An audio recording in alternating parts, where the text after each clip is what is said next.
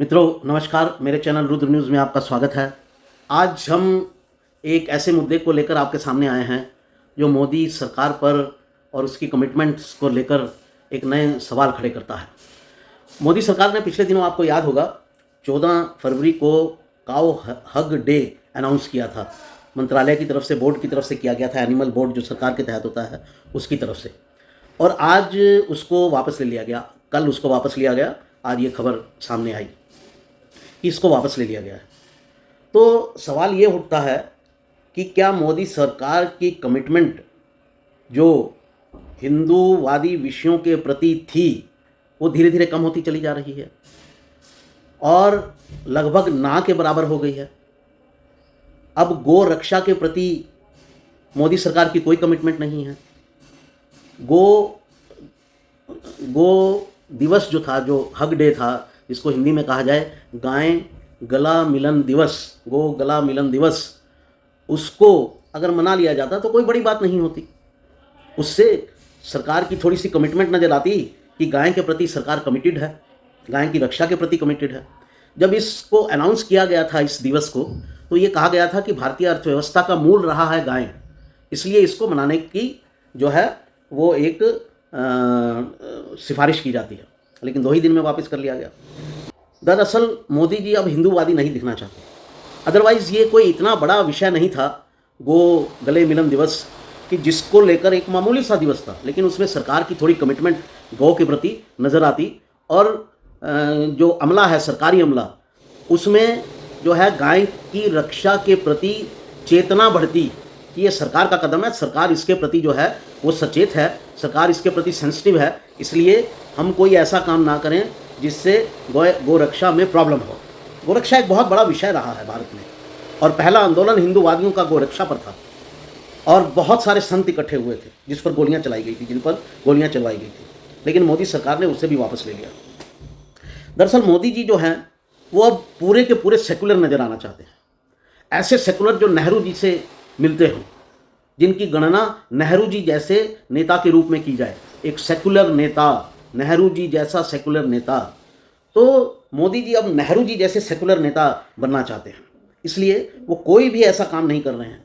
आप कोई भी ऐसा मुद्दा नहीं उठा रहे हैं जो उनके सेकुलर का तगमा लेने में, उनको सेकुलर का तगमा मिल जाए, इसमें बाधा बनता हो, नेशनल या इंटरनेशनल स्तर पर। वो तमाम ऐसे लोगों को खुश करने में लगे हुए हैं जो उनको सेकुलर का तगमा दें, इसकी वो उम्मीद में हैं।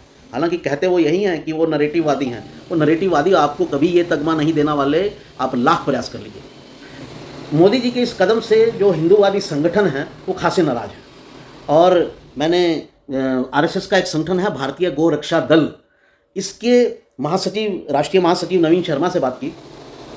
वो बोले कि हम, ये बात सही है कि वो मोदी सरकार जो है वो अपने पॉलिटिकल हितों के हिसाब से डिसीजन ले रही है, और हम भी मोदी सरकार के साथ कोई बंधे हुए नहीं हैं।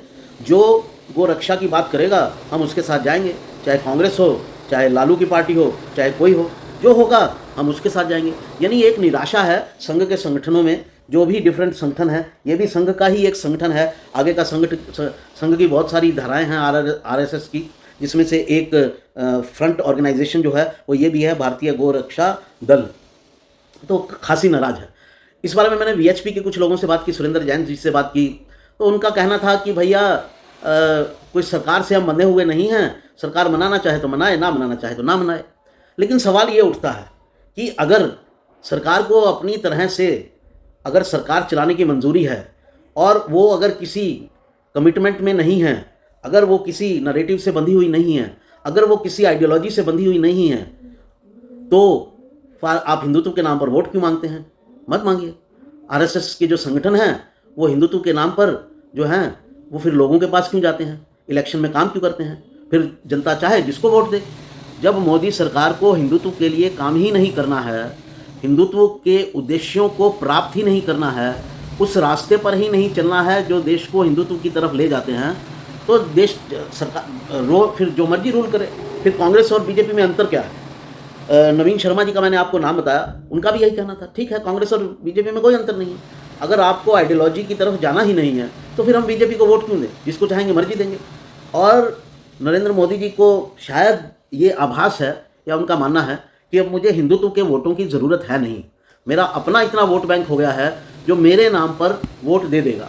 लेकिन मैं मानता हूँ कि अगर ये बात वो खुलकर कह दें कि मुझे हिंदुत्व के वोटों की ज़रूरत नहीं है, तो वो सत्ता में नहीं आ सकते। उनको हिंदुत्व के वोट भी चाहिए, लेकिन हिंदुत्व का कोई काम उनको करना नहीं है। अब ये जो कहते हैं ना कि मैंने 370 हटा दी, तो 370 हिंदुत्व का काम नहीं था भाई साहब, वो देश का काम था, ठीक है। और आप मुझे बता दें 3 तलाक कर दिया, इनसे पूछो क्या काम किया, 3 तलाक हिंदुओं का कोई मुद्दा था? ये तो मुस्लिम समाज में एक कुरीति है, उस कुरीति को आपने दूर किया, तो मुसलमान महिलाओं का आपने लाभ किया, हिंदुओं का कोई लाभ नहीं हुआ उससे। हिंदुओं के जो चैलेंजेस हैं हिंदुत्व को, हिंदूवाद को, हिंदू धर्म को, सनातन धर्म को, क्या वो उससे कम हो गए? कोई कम नहीं हुआ। आपने कोई ऐसा काम नहीं किया माफ कीजिएगा, जिसमें जो सनातन धर्म को चैलेंज हैं वो एक भी कम हुआ हो, एक भी। आपने सीए और एनआरसी, ये जो 2 मुद्दे उठाए थे, ये ऐसे मुद्दे थे जो सनातन धर्म को मिल रहे चैलेंज को कम करते थे। लेकिन जैसे ही आंदोलन हुआ, आपका 56 इंच का सीना तो 16 इंच का रह गया, आप तो उससे पीछे हट गए। अभी पूछते थे, उनसे पूछा जाए भैया सीए का क्या हुआ? बनाएंगे। अमित शाह जी से पूछा जाए क्या हुआ, वो कोरोना में जरा जूझ रहे हैं तो कोरोना खत्म हो जाए। अरे भैया कोरोना खत्म हो चुका, अब तो उसके रूल रेगुलेशन बना दीजिए। नहीं बनाएंगे, ये बनाने की हिम्मत नहीं रही।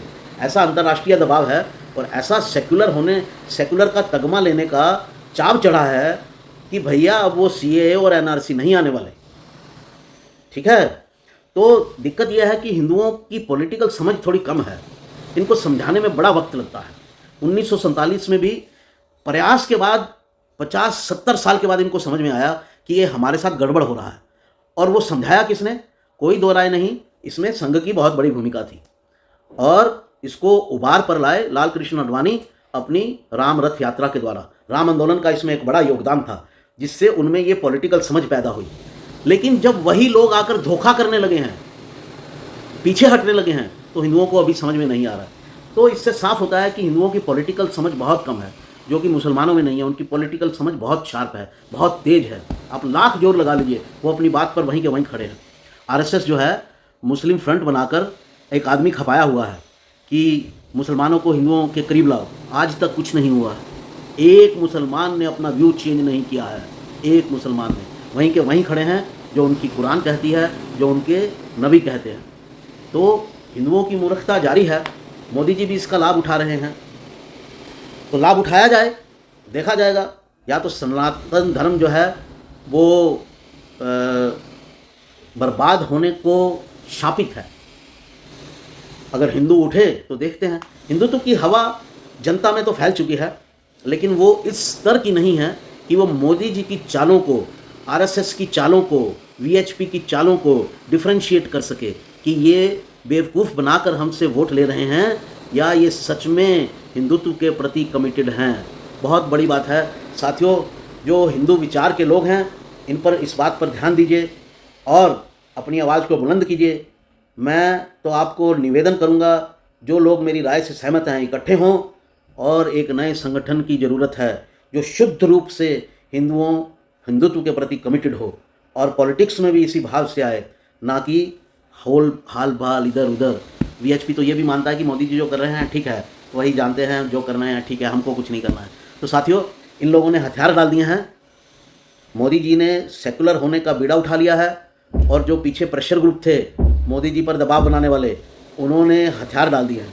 तो साथियों, फिर से जीवन में चेतना की ज़रूरत है और ये जो हिंदुत्व की बात फैली है, ये जो हिंदुत्व का जज्बा है, इसको किसी निश्चित दिशा में ले जाने की ज़रूरत है। बस फैल गए, मोदी जी को या बीजेपी को पावर में लाते रहें, यहाँ तक सीमित नहीं रखना है। उसी पार्टी को वोट देना है जो किसी दिशा में चले, या इसी पार्टी को फोर्स करना है कि ये उस दिशा में चले। नहीं तो एक आधी बार चुनाव हरवाना पड़े तो हरवाइए, कोशिश करिए, राज्यों में चुनाव हरवाइए इनको, तब इनको समझ में आएगा। केंद्र में हारे तो हमारा ही नुकसान है, लेकिन मजबूरी होगी तो वो भी करना पड़ेगा। साथियों, जुटिए, ऐसी मेरी आप लोगों से अपील है। नमस्कार, उम्मीद करता हूँ कि वीडियो आपको पसंद आया होगा। आया है तो इसको आगे बढ़ाइए। अगर मेरी बात से सहमत हैं कि हम लोगों को धोखा दे रहे हैं तो इस वीडियो को आगे बढ़ाइए, लाइक कीजिए, आगे बढ़ाइए। चैनल को सब्सक्राइब कीजिए। चैनल को सब्सक्राइब करेंगे तो ऐसे हिंदूवादी लोग जुटेंगे। साथियों, नमस्कार, फिर नए वीडियो के साथ हाजिर होता हूँ। और ऐसे मुद्दे जो हमारे जीवन को प्रभावित करने वाले हैं, सनातन धर्म को प्रभावित करने वाले हैं, सनातन धर्म की निरंतरता को प्रभावित करने वाले हैं।